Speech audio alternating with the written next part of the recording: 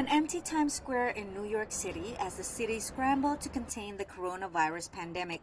Several states ordered restrictions on businesses, including restaurants, and closed schools, while the federal government pushed back on rumors of a national lockdown.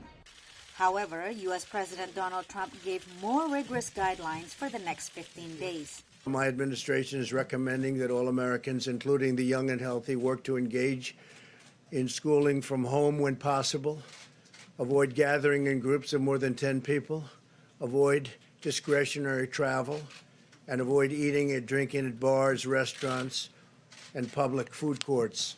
Trump has been criticized for his handling of the crisis, including prematurely touting a Google website that he said would help people determine whether they needed a coronavirus test.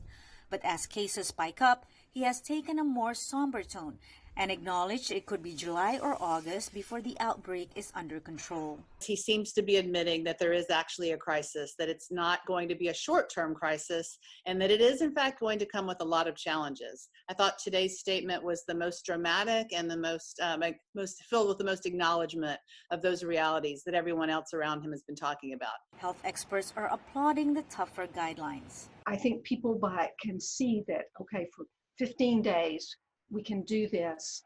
Then if there are positive effects, which there should be, this should help slow things some, then it will be a good time then to reassess and determine, do we extend this? How do we deal with the next phase?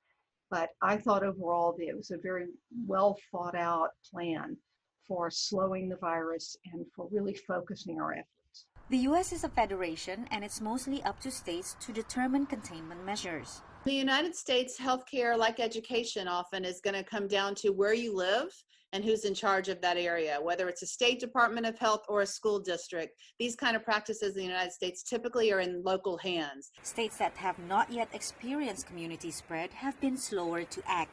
Despite a national emergency declared last week, thousands still flock to Florida's coastline in Miami Beach. Hey, let's go to the beach for a week while everybody gets quarantined. They're going to be all pasty white and we're going to be nice and tan. The administration has also implemented protective measures, including taking the temperature of anyone entering the White House.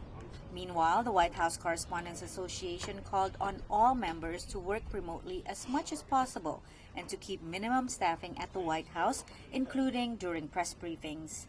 Patsy Widakuswara, VOA News.